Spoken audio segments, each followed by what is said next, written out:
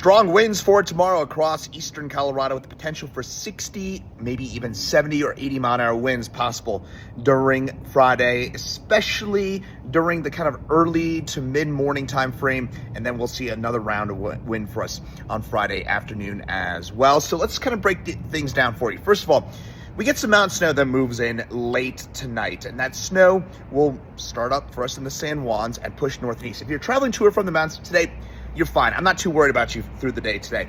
It's really late tonight, after 9, 10 o'clock or so, where we'll see that steadier, heavier snow move in. And tomorrow morning, it's going to be bad. Ski traffic, and I know it's a kind of prime spring break week. I know a lot of you probably heading to or from the mountains, especially at this forecast. That's a different story. But we're going to be talking about some pretty high impacts from that snow tomorrow morning. It looks rough. If you can avoid driving to or from the mountains tomorrow morning, I would do so, and you'll probably thank me later, because it's not only it's going to be snowing, right? We can deal with that in Colorado, but the bigger issue will be it's going to be whipping wind. We're going to have some 40, 50 mile an hour winds accompanying that snow, so that's going to make it maybe even at times close to near whiteout conditions for us in the high country, again, especially tomorrow morning.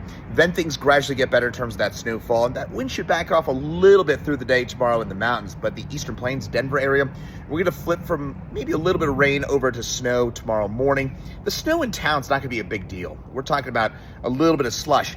However, any snow that falls, you factor in 50, 60 mile an hour winds, yeah, you're going to have near zero visibility at times. And even if it doesn't snow, you'll have dust, right? It hasn't rained or snowed much in the past week. So any dust that's around is going to get picked up and blown about. That's going to make travel really difficult.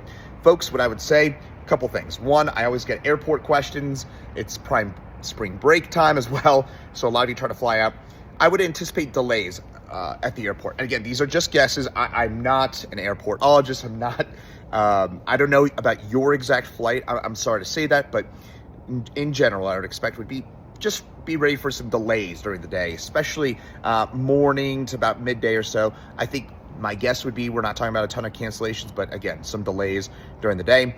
And if this is probably more important, because if you're driving to or from, say, Nebraska or Kansas, I-70, I-76, that is going to be a really nasty drive east of Denver, Fort Morgan, Lima on east. That's where those winds will be really bad.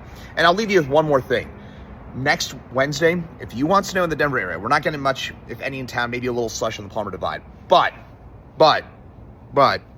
winter's not over. And next Wednesday looks interesting. We could be talking about perhaps several inches of snow in the Denver area next Wednesday. Well, more on that as it gets a bit closer, but wanted to leave you with that little bit of a tidbit.